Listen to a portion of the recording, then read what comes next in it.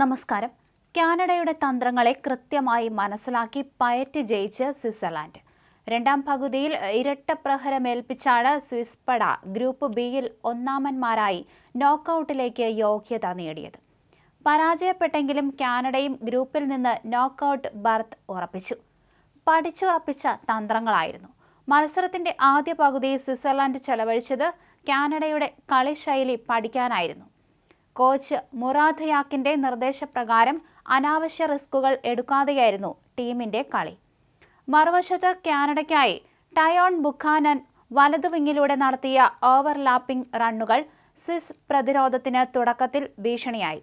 എന്നാൽ കൈൽ ലാറിനും ജോനാഥൻ ഡേവിഡും ഫോമിലേക്ക് ഉയരാതിരുന്നത് കാനഡയുടെ ഫിനിഷിങ്ങിനെ ബാധിച്ചു. രണ്ടാം പകുതിയിലെ ഇരട്ട പ്രഹരം.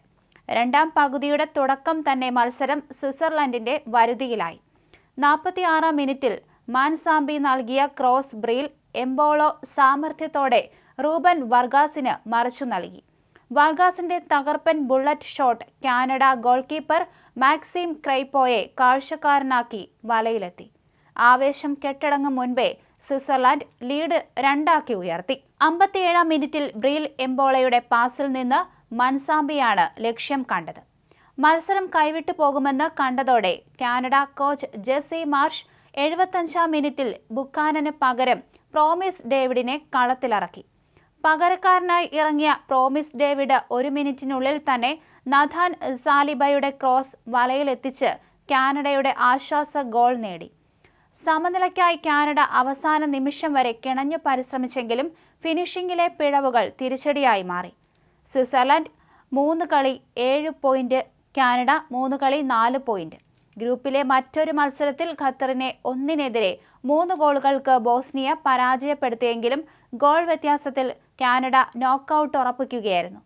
പക്ഷേ ഇപ്പോഴും ഗ്രൂപ്പിൽ 3-ാം സ്ഥാനത്തെത്തിയ മികച്ച 8 ടീമുകളിൽ ഒന്നായി അടുത്ത റൗണ്ടിലെത്താനുള്ള സാധ്യത ബോസ്നിയയ്ക്ക് മുന്നിലുണ്ട് എന്ന് വേണം പറയാൻ. എന്തായാലും ഇരട്ട പ്രഹരമേൽപ്പിച്ചാണ് ഇത്തരത്തിൽ സ്വിസ് പട ഗ്രൂപ്പ് ബിയിൽ ഒന്നാമന്മാരായി നോക്കൌട്ടിലേക്ക് യോഗ്യത നേടിയത്. പരാജയപ്പെട്ടെങ്കിലും കാനഡയും ഗ്രൂപ്പിൽ നിന്ന് നോക്കൌട്ട് ബർത്ത് ഉറപ്പിച്ചു.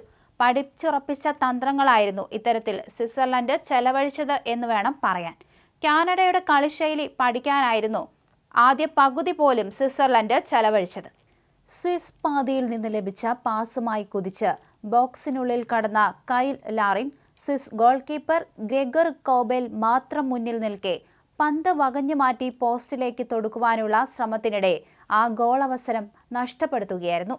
ആദ്യ പകുതിയിൽ പന്തടക്കത്തിൽ സ്വിറ്റ്സർലൻഡ് മുന്നിട്ട് നിന്നെങ്കിലും ഗോളവസരങ്ങൾ കൂടുതൽ സൃഷ്ടിച്ചത് കാനഡയാണ്.